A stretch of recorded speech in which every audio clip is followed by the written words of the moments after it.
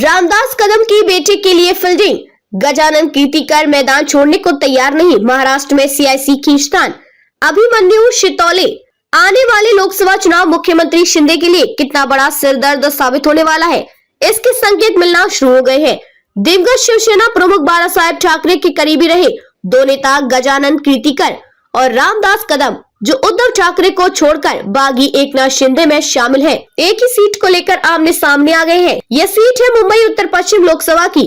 इस सीट से गजानन कीर्तिकर सांसद हैं, जबकि शिंदे गुट के ही दूसरे नेता रामदास कदम अपने बेटे सिद्धेश कदम के लिए इस सीट पर नजर लगाए बैठे हैं। उन्हें लगता है कि गजानन कीर्तिकर की उम्र हो गई है, इसलिए अब वे चुनाव नहीं लड़ेंगे, तो उनकी जगह वे अपने बेटे को फिट कर देंगे। रामदास कदम एक दिन पहले ये बात मीडिया के सामने भी कह चुके हैं। उनकी इसी बात से गजानन कीर्तिकर खफा हो गए हैं और रिटायर होने की बात को बकवास बताते हुए ताल ठोक कर चुनावी मैदान में कूदने की तैयारी दिखा रहे हैं। कीर्तिकर ने रविवार को मीडिया से बात करते हुए रामदास कदम की इच्छा पर पलटवार करते हुए कहा, क्या कोई पार्टी एक ही घर में दो भाइयों को टिकट देती है? कदम का एक बेटा योगेश विधायक है। अगर समझो पार्टी ने देने का निश्चय किया तो भी मैं इसका विरोध करूंगा। मैं अभी पीछे नहीं हटा हूँ, मैं मैदान में ही हूँ। मैं चुनाव लड़ूंगा और गारंटी देता हूँ कि चुनाव जीतूंगा भी। इसके आगे गजानन कीर्तिकर ने जो कहा वह और रामदास कदम के लिए और भी ज्यादा मारक है।